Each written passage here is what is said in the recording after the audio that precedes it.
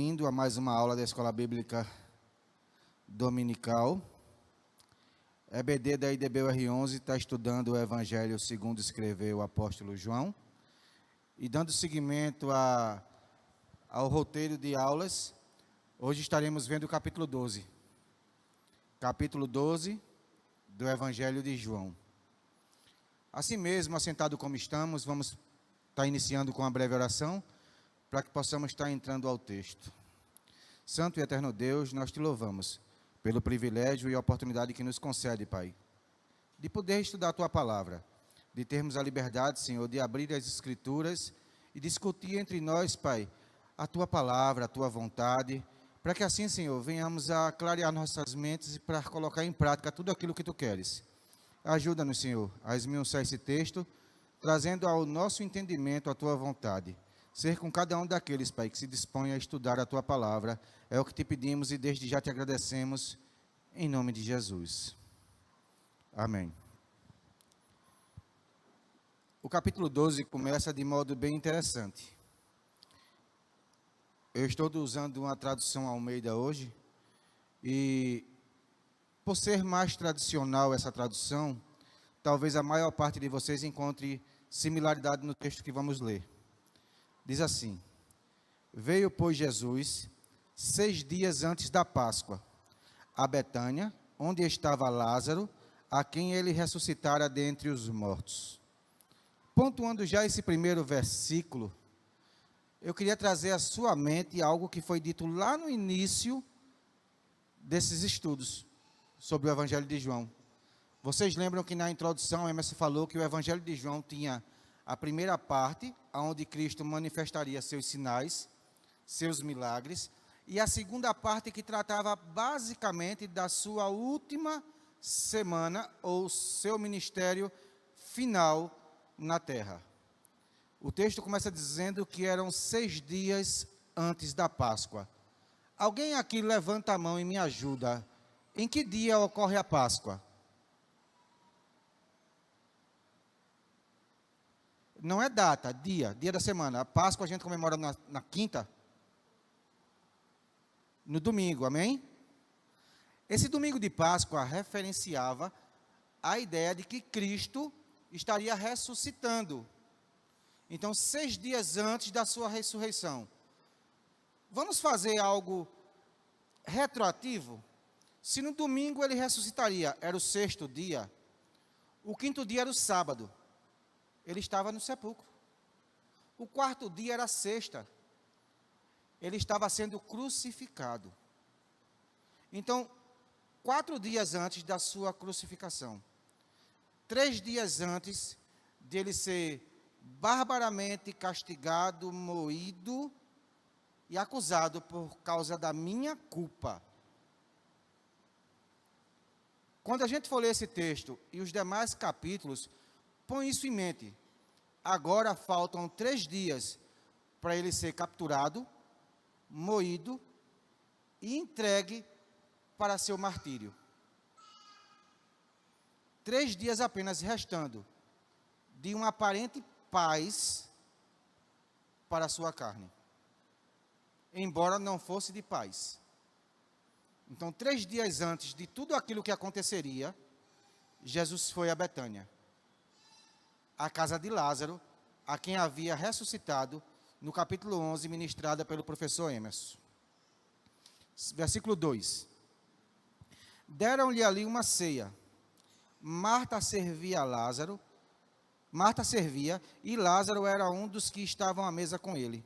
Então Maria, tomando uma libra de bálsamo de nardo puro, de grande preço, ungiu os pés de Jesus e os enxugou com seus cabelos. E encheu-se a casa do cheiro do bálsamo. Mas Judas Iscariotes, um dos seus discípulos, aquele que o havia de trair, disse: Por que não se vendeu este bálsamo por 300 denários e não se deu aos pobres? Ora, ele disse isto não porque tivesse cuidado dos pobres, mas porque era ladrão. E tendo a bolsa, subtraía o que nela se lançava. Lemos até o versículo 6 e vamos aqui pontuar algumas coisas.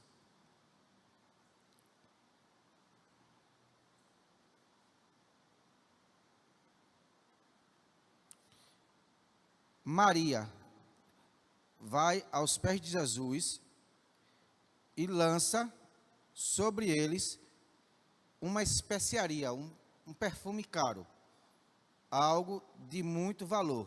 Vão dizer os comentaristas que esse perfume tinha em média valor de 1 ano de trabalho. Outros comentaristas, no entanto, vão dizer que isto era devido a uma herança que a família possuía para que as mulheres, Marta e Maria, quando fossem ser desposadas, quando fossem casar, usasse como seu dote. Obrigado, professor. Fosse usado como seu dote.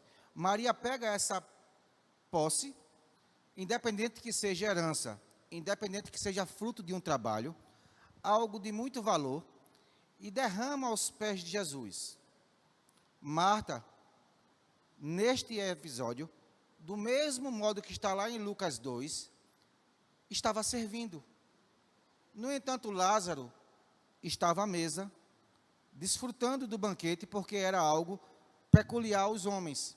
Então, os homens ficavam em um determinado local, separado das mulheres. Marta servia e Maria o adorava, Maria se prostrava aos seus pés. Algo interessante da gente pensar. Aquilo que Maria faz é muito similar ao que é encontrado em outros evangelhos, inclusive, algumas de nossas Bíblias trazem isso como referência cruzada, ao passo de que Maria Madalena, outra Maria, também se expõe aos pés de Jesus, chorando, enxugando as lágrimas com seus cabelos, e também coloca unguento. Só que são episódios separados. Este episódio aconteceu em Betânia, na casa de Maria e Marta. Maria aqui está em casa, servindo pelo privilégio de poder adorá-lo, prostrado a seus pés. O outro episódio acontece na casa de Simão. Simão era alguém da corte, alguém que fazia recolhimento de valores, como foi o caso de Zaqueu, como foi o caso do próprio Levi, antes de ser chamado a ser discípulo. Simão era alguém de outro local.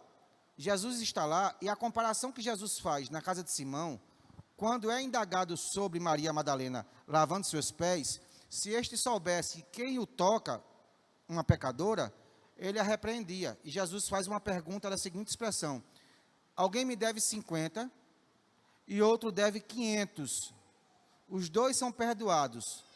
Quem agradece mais? Quem ama mais? O Simão responde dizendo que aquele que mais lhe foi perdoado.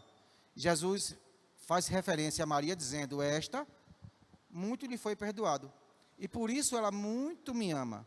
Fazendo o que você não fez. Ela me lavou os pés e enxugou com seus cabelos, quando você, enquanto anfitrião, tinha a obrigação de fazer isso.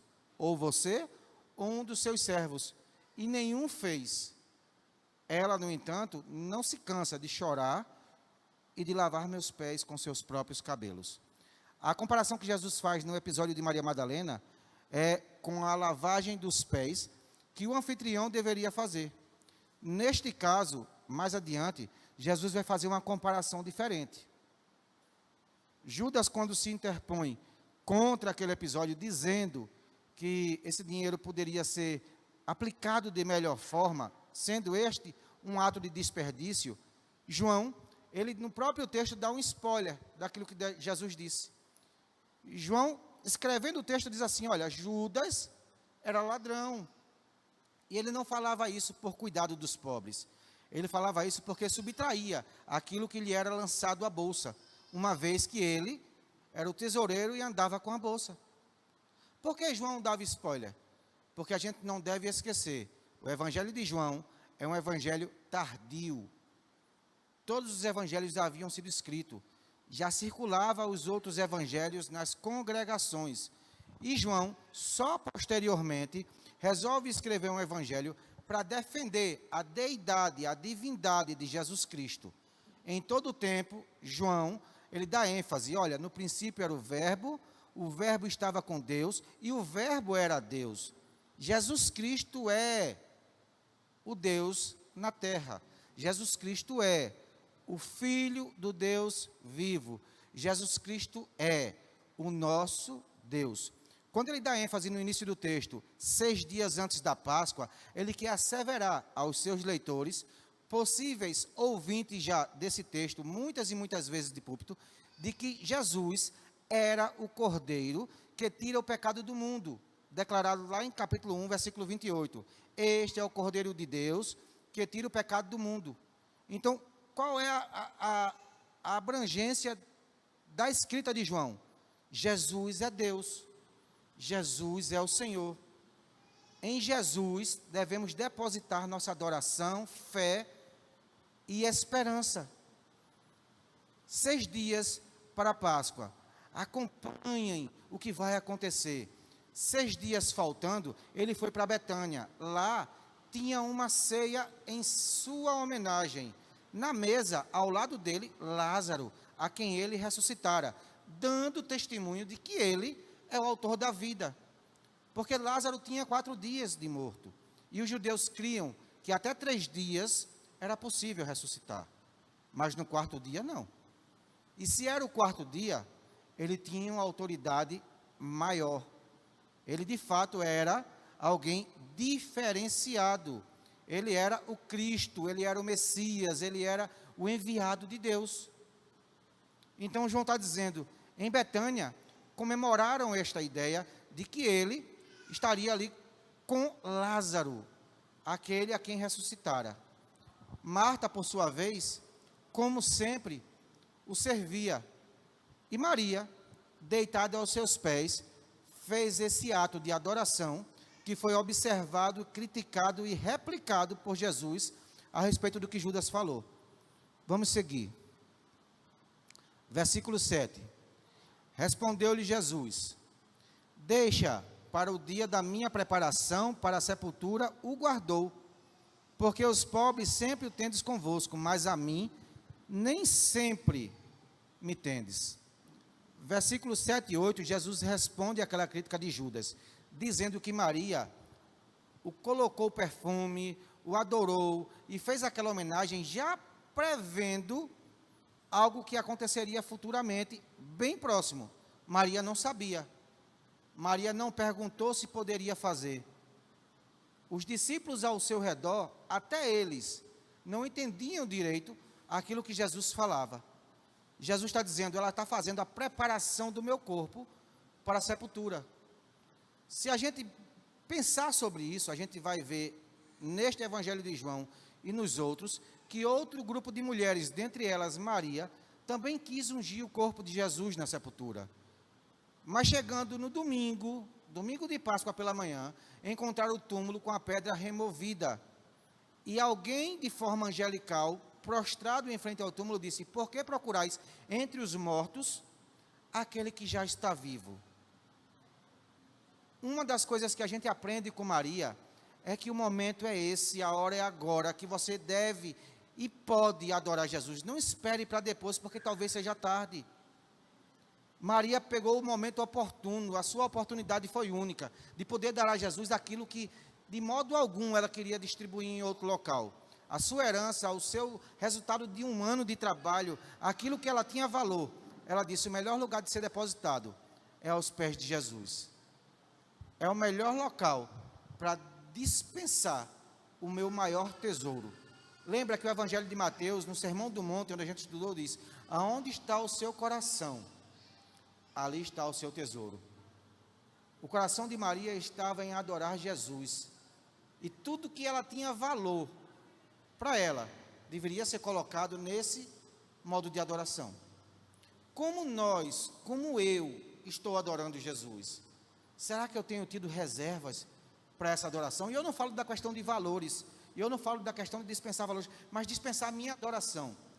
Nós estamos num momento muito difícil da existência humana, aonde não só o pecado tem subtraído de mim e de você a ordem de adorar, mas as distrações também têm feito isso. Nós saímos de casa e, como o Salmo declara, a gente devia entoar. Nós deveríamos nos alegrar quando dissermos, vamos à casa do Senhor. Mas chegamos na casa do Senhor como muitas vezes chegamos no clube, no local comum, e as distrações roubam de nós 1 hora de dedicação à palavra na escola bíblica.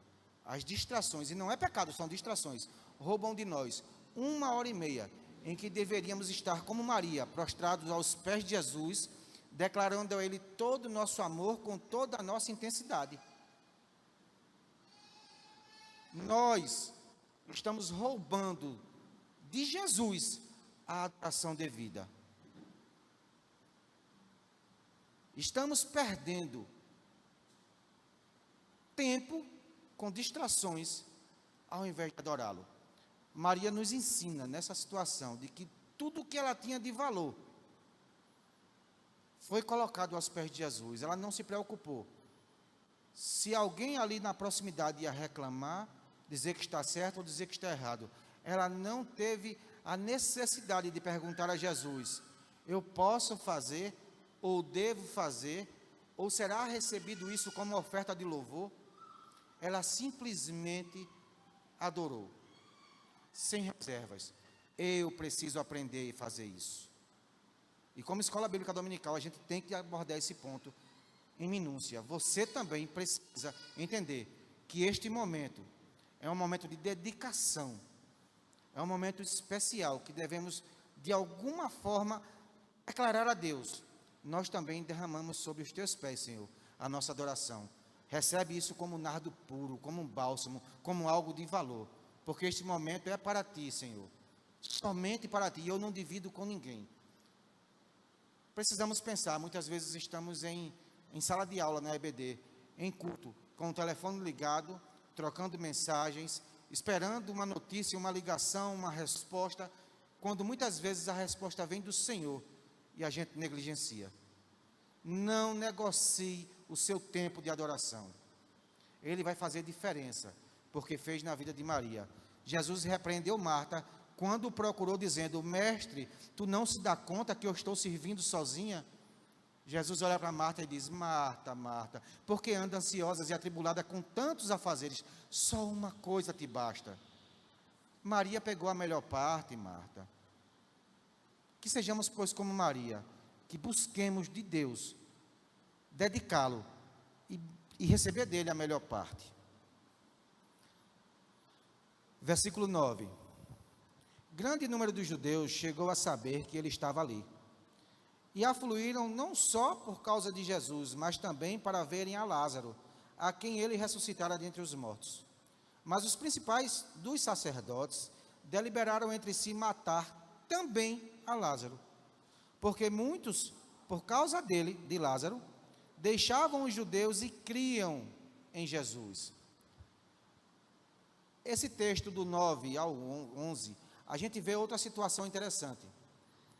Jesus estava em Betânia, faltavam 6 dias para a Páscoa, e ouvindo falar que Jesus voltara a Betânia, local que havia ressuscitado Lázaro, uma multidão foi encontrá-lo, foi ver Jesus. Os líderes da sinagoga, os religiosos da época, viram naquela atitude da multidão algo que deveriam se preocupar, porque se Jesus, para eles, já era uma pedra de tropeço, agora, com a companhia de Lázaro, alguém que ele ressuscitara dos mortos ao 4º dia, isso se tornava de modo incontestável, prova cabível, que Jesus tinha autoridade sobre a vida, que Jesus era diferente. Então deliberaram entre si, precisamos matar não somente Jesus, mas também a Lázaro, porque ele testifica que Jesus tem autoridade. Então, entendam que situação. Embora a gente não possa julgar o coração deles, só quem pode fazê-lo é Jesus, o próprio Deus, a gente entende que não se pode servir a 2 senhores. Como é que declaramos servir a Deus e em nosso coração, de algum modo, pode ser intentado o mal? A gente, há bem pouco tempo, teve a oportunidade e o privilégio de participar de outra ação missionária aqui no sertão, desta vez mais próximo, aqui no Juá, em Caruaru. E visitando a casa de algumas pessoas, a gente teve o privilégio de falar com alguns a respeito do amor de Jesus. E é interessante que alguém, já de bem idade, que não professa o Jesus do modo como professamos, afirmava já ter Jesus. Não, eu já tenho Jesus e gosto muito dos crentes. Olha, eu ajudo, eu levo, eu trago, eu faço mover o céu e a terra para ajudar os crentes. Mas eu odeio quem não gosta de crente. E eu dei um sorriso na casa dele para ele e disse assim: olha, quem tem Jesus e quem ama Jesus, não pode ter em seu coração nenhum pouquinho de espaço para ódio. O ódio não vem de Jesus. Então, de algum modo, quem odeia, não professa Jesus. Quem tenta matar, quem tenta fazer algo contrário à vontade de Deus, não pode declarar ter Deus. Como é que o Sinédrio, os detentores da palavra, os doutores da lei, apregoavam a Torá, a Bíblia que eles tinham na época, e em seus corações intentavam sobre morte? Não é o único episódio que a gente vai ver isso. Em muitos outros, essa trama ela é repetida. Versículo 12. No dia seguinte, acompanha o cronômetro regressivo. Faltavam 6 dias, agora faltam 5. Se faltavam 4 para a crucificação, agora faltam 3. No dia seguinte, as grandes multidões que tinham vindo à festa, observa esse detalhe, as grandes multidões, aqui é plural. Jerusalém tinha 7 festas principais, dentre elas a Páscoa, e através da diáspora, que foi aquela evasão dos judeus pelo mundo, havia judeus de todas as etnias, de todos os lugares. Se vocês bem lembrarem, no ato de Pentecostes, quando o Espírito Santo desceu e encheu todos que estavam no cenáculo, eles saíram profetizando e falando em línguas a todos aqueles povos que ali estavam. Diziam os povos: escutamos eles falar em nossa própria língua. Ou seja, pessoas que tinham um idioma diferente, pessoas que moravam em lugares diferentes, pessoas que vinham de longe para Jerusalém por motivo da festa. Então, nesta ocasião, grandes multidões que tinham vindo à festa. Imagina hoje um grande congresso na igreja e caravanas de outras igrejas vêm. Então, seriam todos judeus, seriam todos voltados à cerimônia da Páscoa, à celebração da Páscoa, mas vinham de locais diferentes, pessoas diferentes, com costumes diferentes. Guarda só isso, porque lá na frente a gente vai desdobrar sobre isso. Ouvindo dizer que Jesus vinha a Jerusalém, tomaram ramos de palmeiras e saíram-lhe ao encontro e clamavam: Hosana, bendito que vem em nome do Senhor, bendito o Rei de Israel. E achou Jesus um jumentinho e montou nele, conforme está escrito.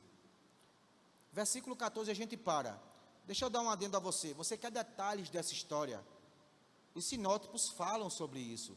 Com mais detalhes está no Evangelho de Mateus, no capítulo 21. Depois dá uma olhada, dá uma lida no Evangelho de Mateus.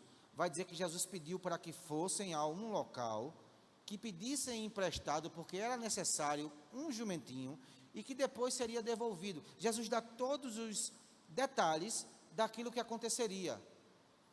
Então, embora João sintetize isso, a gente tem isso em detalhes em outros evangelhos. Versículo 15. Não temais, ó filha de Sião, eis que vem teu rei, montado sobre o filho de uma jumenta. Declaração feita pelo profeta Isaías, conhecido por nós como um dos profetas menores. Mas espera aí, como é que Isaías é um dos profetas menores e tem 14 capítulos? Daniel é um dos profetas maiores e só tem 12. Como é que funciona isso?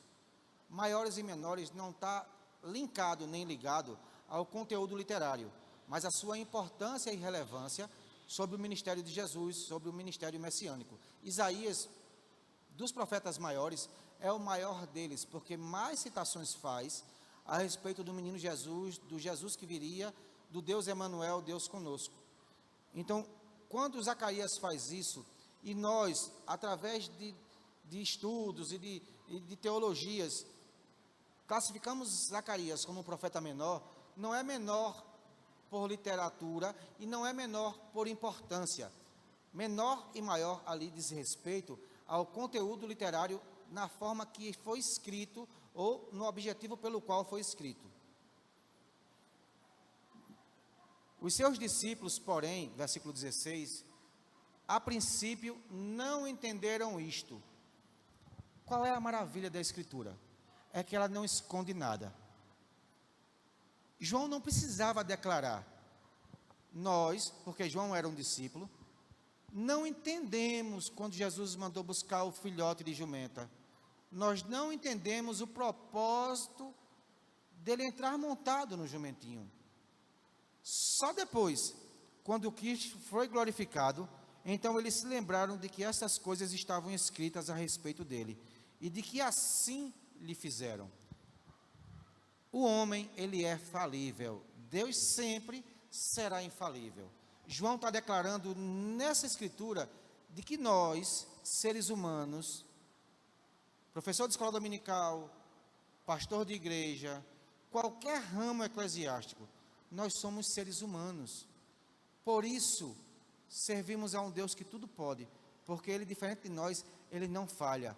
Mantenha teus olhos fitos em Jesus. Ele nunca vai te decepcionar. Ele é o autor da vida. Ele ressuscitou a Lázaro e foi o alvo da adoração de Maria. Seja também o meu e o seu alvo de adoração. Versículo 17. Dava-lhe, pois, testemunho à multidão que estava com ele quando chamara Lázaro da sepultura e o ressuscitara dentre os mortos. E foi por isso que a multidão lhe saiu ao encontro por ter ouvido que ele fizera este sinal. De sorte que os fariseus disseram entre si: vedes que nada se aproveita, e eis que o mundo inteiro está indo atrás dele. Aqui há um encontro daquelas primeiras multidões que chegaram. A multidão que veio de Betânia para Jerusalém, a que testemunhou Jesus chamando Lázaro da cova, dizia às outras multidões, conversando entre si, aquele povo todo reunido dizia: olha, esse foi quem ressuscitou a Lázaro. Olha, esse Lázaro foi o que foi ressuscitado. E ali aquela aglomeração de pessoas ainda mais seguia Jesus. E isso incitava ainda mais ódio sobre aqueles que tinham a liderança eclesiástica do Sinédrio. Versículo 20. Ora, entre os que tinham subido a adorar na festa, havia alguns gregos. Entre os que haviam subido a adorar na festa, tinha alguns gregos. E aí o texto vai desdobrar em comentários que dizem que eram judeus, nascidos já sobre a influência grega e que falavam grego. Outros, no entanto, vão dizer que não eram judeus, mas eram gentios que tornaram-se um dia prosélitos à fé judaica e que também vieram a Jerusalém por conta da festa. Se eram judeus, se não eram judeus, para nós não vai ter diferença, mas a atitude deles sim. Versículo 21. Eles, os que tinham a fala grega, pois dirigiam-se a Felipe, que era de Betsaida, da Galileia, e rogaram-lhe dizendo: Senhor, queríamos ver a Jesus. Nós também temos a necessidade de conhecer este Jesus. Respondeu-lhes, então Felipe foi dizer a André. E então André e Felipe, juntos, foram dizer a Jesus. Respondeu-lhe Jesus: é chegada a hora de ser glorificado o Filho do Homem. Em verdade vos digo que se o grão de trigo caindo na terra não morrer, fica ele só. Mas se morrer, dá muito fruto. Quem ama a sua vida, perdê-la-á. E quem neste mundo odeia a sua própria vida, guardá-la-á para a vida eterna. A gente há bem pouco tempo falou sobre a questão do ódio. E o texto aqui, na versão que eu tenho lido, foi proposital a escolha, ela fala de odiar a própria vida. Isso não é ter ódio da vida a ponto de querer tirá-la. Isso não é ter renúncia da própria vida a ponto de ignorá-la. Não. Isso ele fala a respeito das coisas que são efêmeras e temporais e que nos cercam. Aquele que de alguma forma se agarra a tudo isso, como se fosse o seu único tesouro, está perdendo o privilégio da vida eterna. Mas aquele que sabe que aqui nessa terra é só peregrino, e que tudo isso é passageiro, que tudo isso é temporal, e abre mão disto, que temos como maior tesouro, por um tesouro ainda inalcançável, anseia, anela, deseja aquilo que é eterno, que não se desfaz, que não é efêmero e que nunca passará. O que Jesus está dizendo aqui é que se de algum modo eu estou mais preocupado com o horizontal do que com o vertical, eu estou perdendo o privilégio de anelar, de ansiar, de desejar aquilo que é eterno. Mas se aquilo que de alguma forma é horizontal e me cerca, não tem para mim tanto valor, e não precisa ser desprezado não, só não precisa ser essencial. Se aquilo que está ao meu redor não tem tanto valor, quanto aquilo que está acima de mim, que é Jesus Cristo, a sua eternidade, a sua salvação, o direito de gozar o benefício que Ele conquistou na cruz, eu vou ficar aqui. Jesus vem em primeiro lugar. Buscai primeiro. Guarda isso. Busquem primeiro. Eu devo desprezar as outras coisas, irmãos? Se vem antes de Jesus, sim. Se está abaixo de Jesus, continua cuidando, porque é teu direito e dever. A Bíblia vai dizer que aquele que não cuida dos seus é pior do que o infiel e negou a fé. Mas tudo aquilo vem depois de Jesus. Quer dizer que para adorar Jesus eu preciso ser um beato e deixar de fazer as coisas de casa? Como dona de casa eu posso ser negligente e vir para o templo adorar Jesus? Não. Não. Quer dizer que você, sendo dona de casa, ajudando as coisas do lar, você adora Jesus fazendo aquilo que é teu direito. Você que é pai de família, que cuida dos seus filhos, da sua esposa e da sua casa, você adora Jesus fazendo aquilo que é seu direito. Como é que eu adoro Jesus? Lembra do capítulo 4 de João? Chegará o tempo, e agora é, em que os verdadeiros, por quê? Porque existem falsos. Existem aqueles que fazem simplesmente para que o outro veja. São coisas que a gente precisa pegar no contexto da história. Maria se prostrou aos pés de Jesus, derramou o bálsamo e o adorou, independente de quem estivesse olhando. Ela não buscava aprovação para si, nem para o seu ato, ela simplesmente adorou. Quando você está nas suas lutas, nas suas guerras particulares, lutando consigo mesmo, para continuar firme, perseverando na fé, insistindo contra você mesmo, muitas vezes, pelas lutas paralelas, foca no alvo. Nem aqui, nem naquele monte. Aonde é Jesus? Aonde você estiver plantado. Está na tua casa com muita roupa para lavar.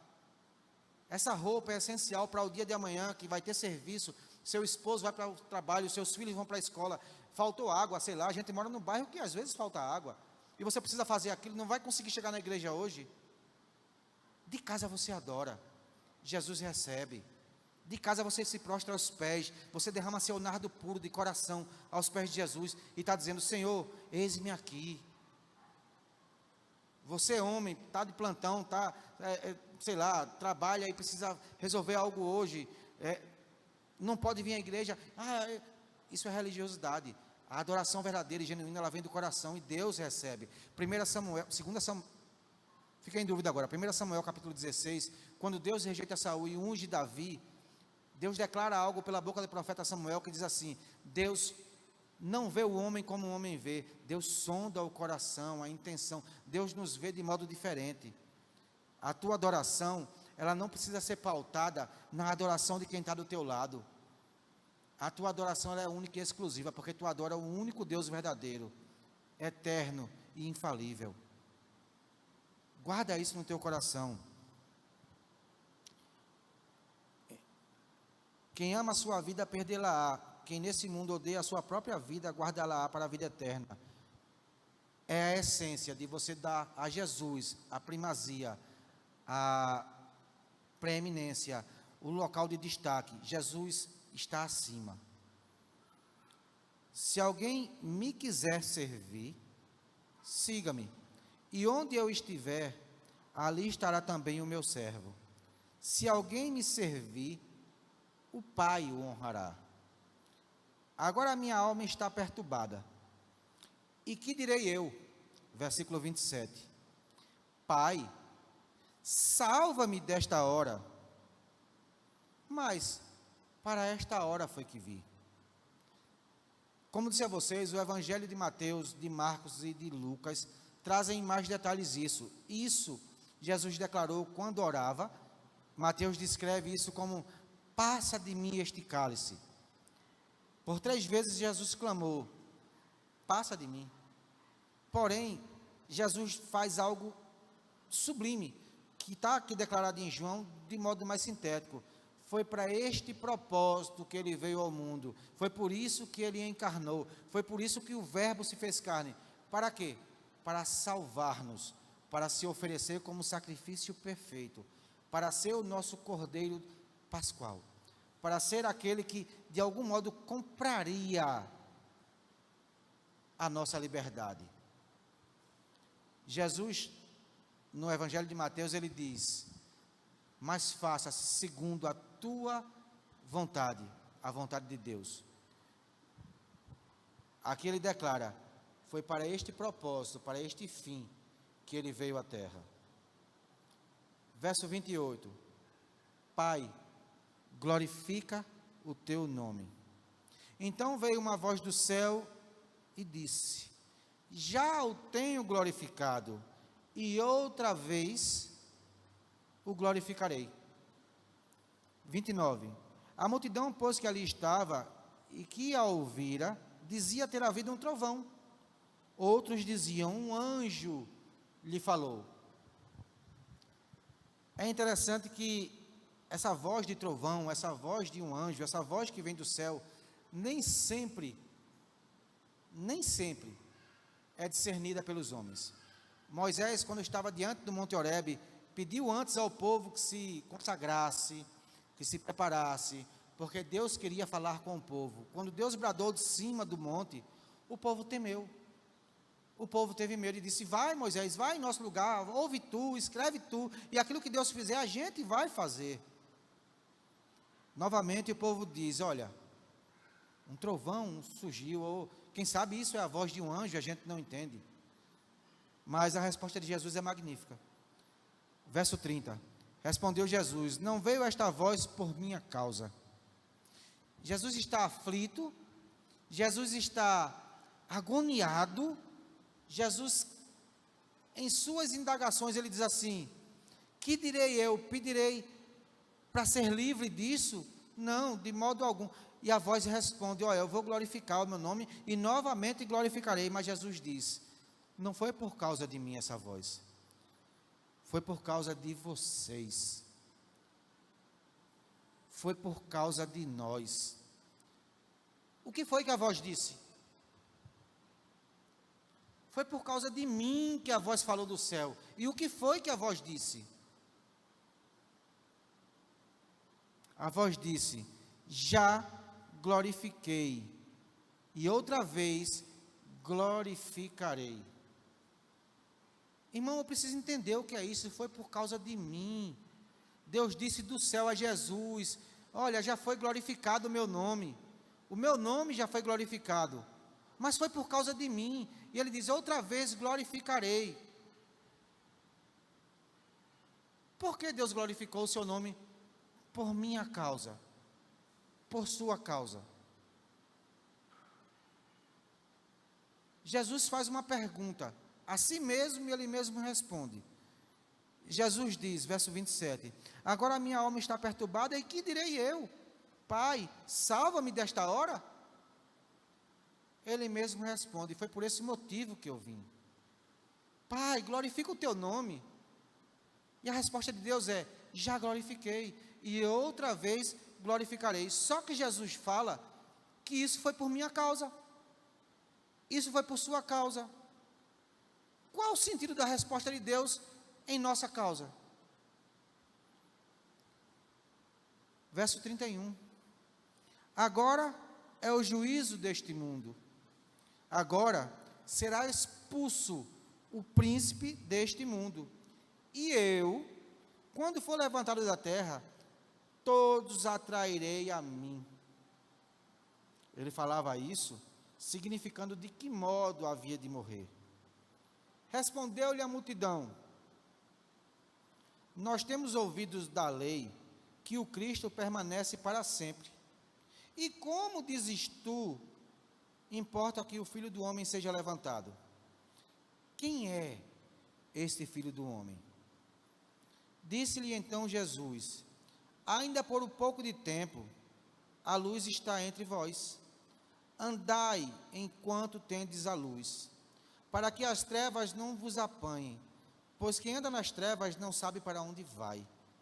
Enquanto tendes a luz, crede na luz, para que vos torneis filhos da luz. Havendo Jesus assim falado, retirou-se e escondeu-se deles. Vamos aqui pontuar algumas coisas.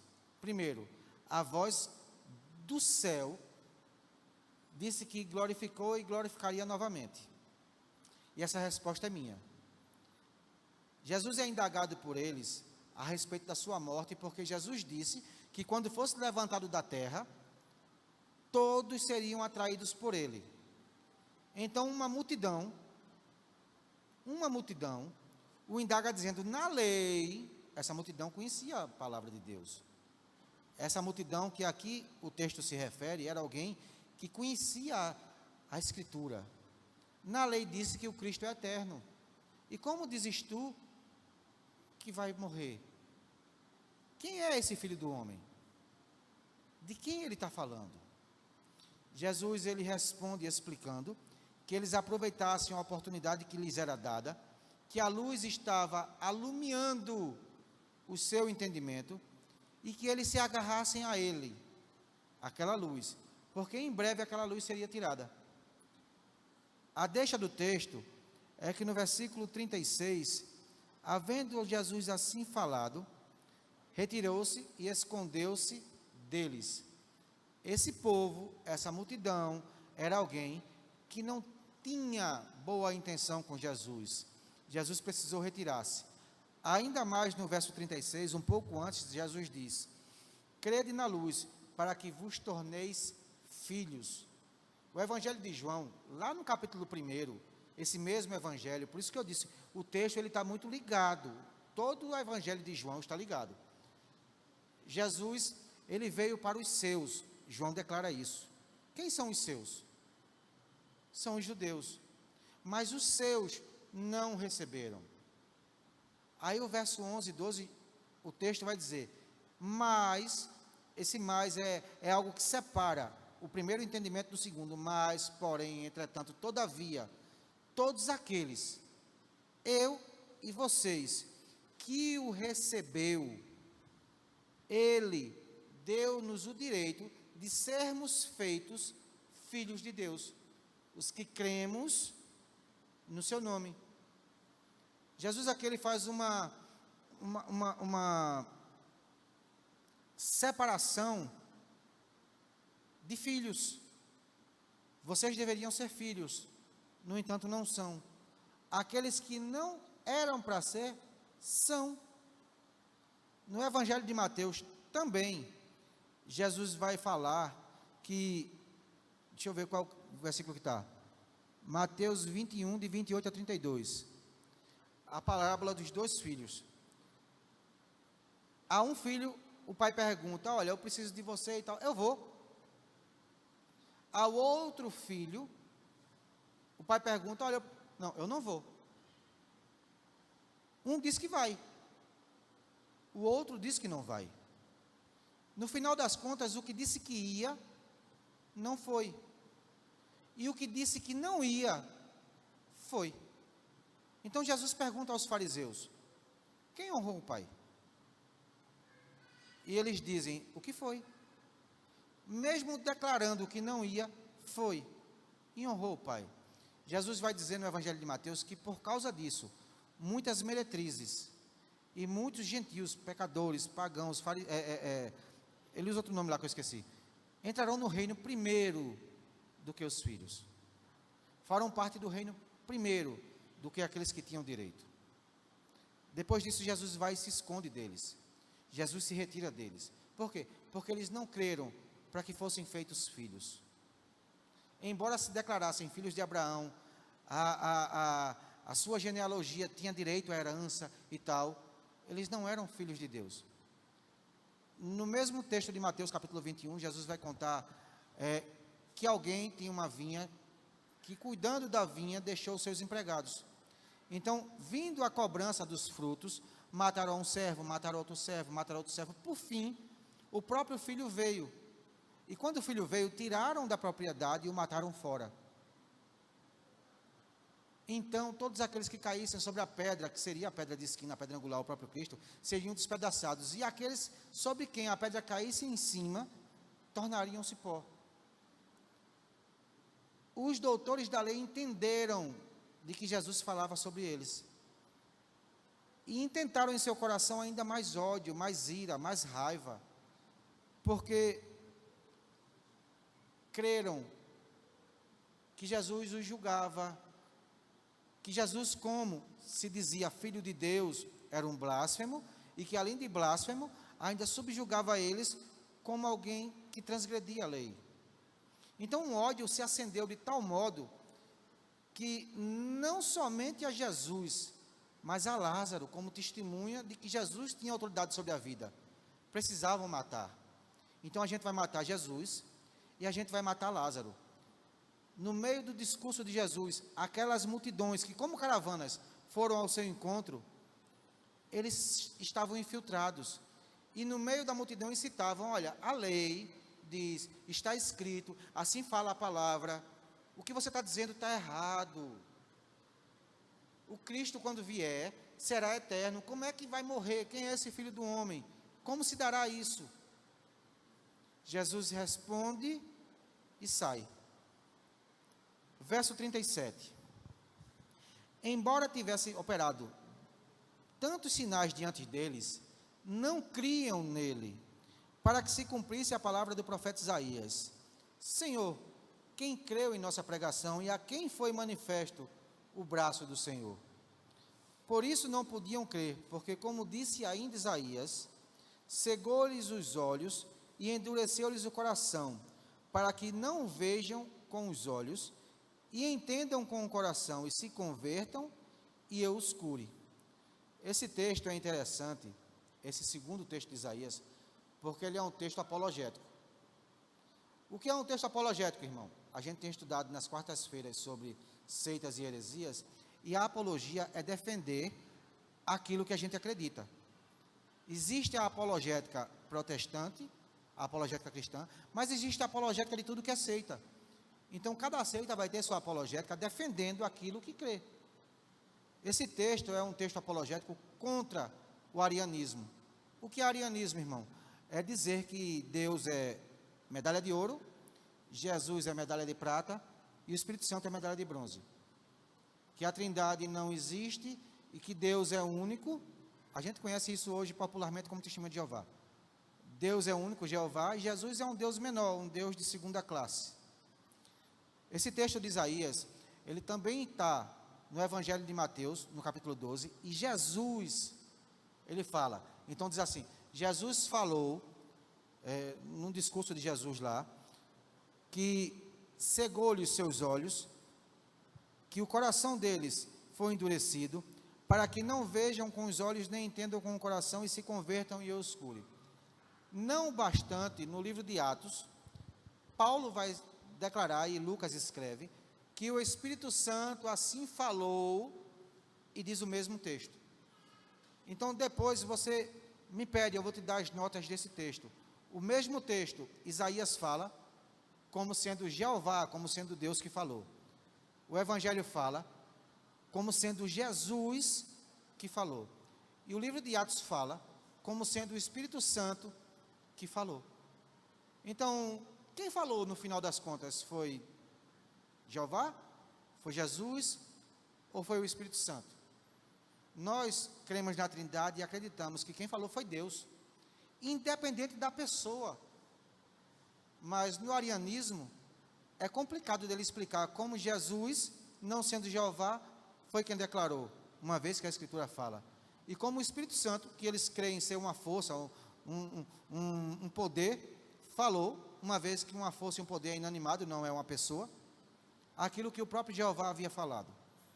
Então, é só um adendo. Verso 41. Estas coisas disse Isaías, porque viu a sua glória e dele falou. Contudo, muitos dentre as próprias autoridades creram nele, mas por causa dos fariseus não confessavam, para não serem expulsos da sinagoga. Vamos lá. Outra situação. O próprio texto, tendo consciência que João é um evangelho tardio, vai dar spoiler. Versículo 43 vai dizer, porque amaram mais a glória dos homens do que a glória de Deus. Isso João fala, referindo-se a um dito popular que ele mesmo declarou lá em capítulo 5, versículo 44, quando diz assim, como podeis crer, vós, que recebeis glória uns dos outros, e não buscai a glória que vem do único Deus. Mas é interessante a gente pensar e pontuar algumas coisas aqui. Alguns das autoridades do Sinédrio creu, mas não declararam para não serem expulsos da sinagoga. Então esperavam honra uns dos outros. É isso que o texto está dizendo, uma vez que João no versículo seguinte fala isso. Hoje de manhã, quando Amaro pregava, Amaro trouxe à nossa memória um texto muito conhecido do segundo livro de Reis, no capítulo 5, que fala da história de Naamã. Naamã, após toda aquela sua viagem e tratamento com o profeta, Naamã faz os mergulhos que tem que fazer, é limpo e declara ao profeta, olha, eu queria um pouco dessa terra de Israel, enche essas 2 jumentas dessa terra, eu vou levar para a Síria, onde eu moro, porque jamais me prostrarei ante outro Deus que não seja o Deus de Israel. Porém, peço perdão ao vosso Deus, que como servo, o meu amo me leva ao templo e eu preciso me prostrar para que ele se ajoelhe. Eu sou o apoio do rei da Síria. Eu sou o homem que ele tem como braço direito na Síria. Então, todas as vezes que o fizer no templo do seu Deus, farei apenas por conveniência e obediência, mas adorar somente ao Deus de Israel. O profeta disse, vá em paz. O que eu quero dizer com isso? Que muitas vezes, dada a situação, algumas coisas são levadas em conta pela pessoa que professa a fé. No texto aqui, por ser algo contra Jesus Cristo e deliberar inclusive planos em matá-lo, eles preferiram a glória dos homens que a glória de Deus. Mas cada situação precisa ser observada e considerada de modo particular. Por quê? Porque não sou eu e nem você que detém o poder de julgar, somente Deus. E como dito já pela boca do profeta Samuel, ele sonda e conhece a intenção do nosso coração. Ele sabe tudo aquilo que nós temos vivenciado por esse evangelho. Ele, como dito aqui no capítulo 12, com a voz do próprio Deus do céu, glorificou e novamente glorificará o seu nome por causa de nós. Então, se a sua fé ainda não está como a de Maria, que se prostra aos seus pés e de modo sincero derrama todo o seu tesouro, tem calma, tem paciência e continua na tua força, porque é o Senhor quem recebe a tua adoração. Ele declara nesse texto que ele, por causa de você, glorificará o seu próprio nome. Então continua firme e vai fazendo a obra do Senhor. Clamou Jesus, verso 44, dizendo, quem crê em mim, esse a gente vai chamar de o último chamado, ou a última oportunidade. Quem crê em mim, crê não em mim, mas naquele que me enviou. E quem me vê a mim, vê aquele que me enviou. Eu, que sou a luz, Vim ao mundo para que todo aquele que crê em mim não permaneça em trevas. E se alguém ouvir as minhas palavras e não as guardar, eu não o julgo, pois eu vim não para julgar o mundo, mas para salvar o mundo. Quem me rejeita e não recebe as minhas palavras, já tem quem o julgue. A palavra que tenho pregado, essa o julgará no último dia, porque eu não falei por mim, mas o Pai que me enviou, esse me deu mandamentos, quanto ao que devo dizer e quanto ao que devo falar. E sei que o seu mandamento é vida eterna. Aquilo, pois, que eu falo exatamente como o Pai me ordenou. Jesus não veio nos condenar. Isso foi declarado já no capítulo 3 do Evangelho de João. Aquele versículo áureo que a gente cita de cor, ele declara que Deus amou o mundo de tal maneira, mas não assim suficiente. O verso 17 e 18 explica o verso 16. No 17 Jesus vai dizer, olha, eu não vim ao mundo para condenar o mundo, mas para que o mundo fosse salvo por mim. Como assim? O curso desse mundo já nos condena. Ele não veio dizer a alguém que está condenado que vai ser condenado. Ao contrário, ele veio salvar aqueles que no curso desse mundo têm caminhado para a condenação. O versículo 18, ele declara que a condenação é não crer no Filho unigênito do Pai. O que é crer? O que é acreditar? É dar um passo de fé depois da declaração verbal. O livro de Romanos, no capítulo 10, os versos 9 e 10, vai dizer, olha, todo aquele que invocar o nome do Senhor será... Peraí, não, estou dizendo errado. Desculpa, estou lendo outro texto. Romanos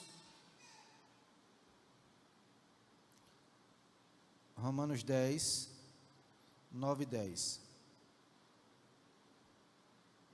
Porque se com a tua boca confessares a Jesus como Senhor, e em teu coração creres que Deus o ressuscitou dos mortos, serás salvo. Pois com o coração se crê para a justiça, e com a boca se faz confissão para a salvação. Parece que é uma simples declaração verbal, não é.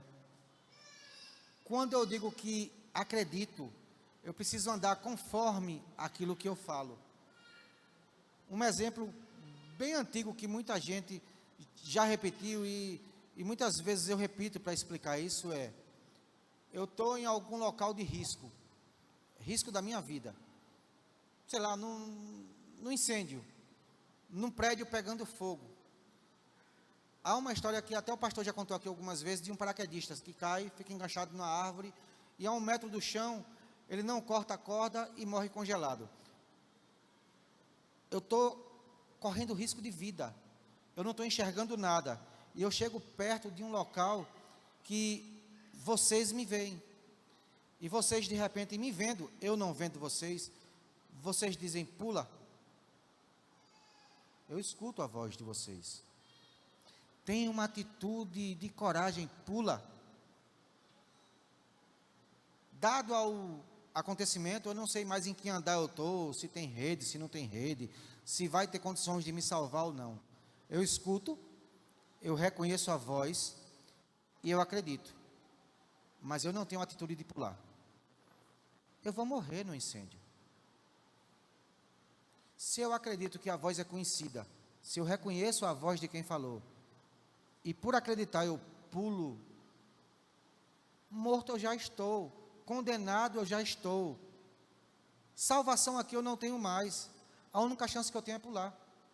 Mas para que eu preciso acreditar e tomar atitude de ir adiante.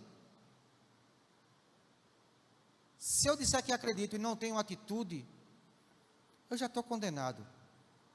Jesus está dizendo, eu não venho condenar vocês, vocês já estão condenados, eu vim salvar. Jesus é a voz que nos chama, pule, dê um passo, siga adiante, continue, persevere, insista.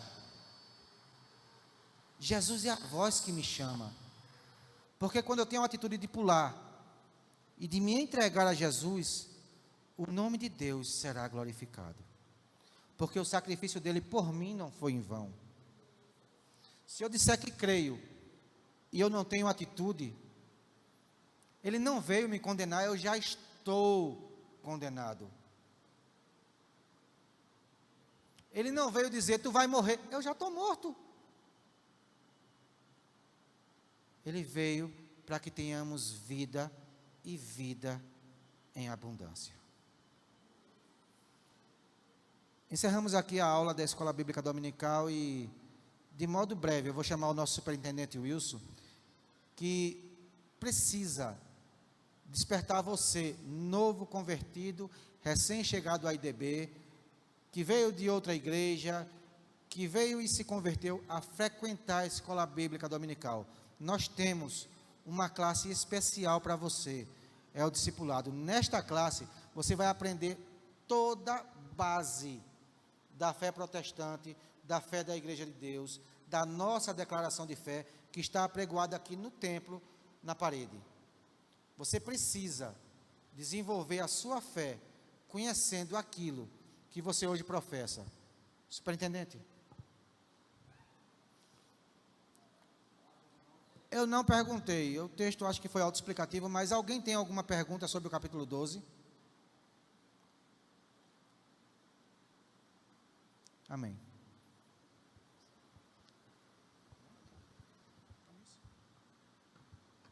Paz, irmãos. Graças a Deus estamos aqui, finalizando mais uma aula do capítulo 12, desta vez, do livro de João. E, como nosso professor Sostnes já falou, só reforçando aos alunos que estão nessa sala, que são novos convertidos, ou voltaram para a igreja, aceitaram voltar para Cristo recentemente, nós temos uma sala de aula reservada só para essa turma, tá? Independente da idade, adolescentes, jovens ou adulto, nesse caso, a sala é uma só, é a sala do discipulado. Então, se você está assistindo a aula aqui e se encaixa nesse requisito que eu estou falando, nós temos uma sala para você lá embaixo. Nós vamos estar fazendo esse aviso nas próximas aulas, porque a gente está com uns alunos se encaixam nesse requisito e que estão dentro de outras salas, nas salas dos jovens, adolescentes e adultos. E nós queremos reunir esses alunos na sala do discipulado, porque é lá que ele vai receber o alimento conforme o seu crescimento e maturidade espiritual. Amém? Vamos ficar de pé, vamos orar agradecendo a Deus por mais esta aula, no nome de Jesus. Meus irmãos, que você possa estar estudando sobre esse livro de João, que você possa estar lendo ele, que você possa ter lido esse livro, São 22 capítulos, 22 aulas, 22 horas, 21, que você pode aprender sobre João, sobre tudo aquilo, sobre o ministério público de Jesus, sobre tudo que Jesus está ensinando ali nesse livro. Que você, se você já leu, leia, se já leu de novo, releia novamente, mas que você saia sabendo tudo como está ensinado ali no livro de João. Santíssimo Deus, Pai querido, em nome de Jesus, nós te rendemos graças, Senhor, pela oportunidade que nos concede de mais uma vez estarmos aqui reunidos no teu nome, Senhor. Pai, abençoe essa classe, a classe Dan, a classe dos adultos que aqui tem se colocado, Senhor, diante de ti, Senhor, para aprender mais sobre o Senhor. Pai, em nome de Jesus, abre a nossa mente, o nosso entendimento, para que possamos, Senhor, guardar esta palavra, Senhor, em nosso coração, aprender com ela e usá-la no momento oportuno, Senhor. Pai, nos ajuda, nos ensina, e que possamos estar sendo fiéis ao Senhor no estudo da palavra, também neste ensino. É assim que nós te pedimos, em nome do Senhor Jesus, que vive e reina para todo sempre. Amém.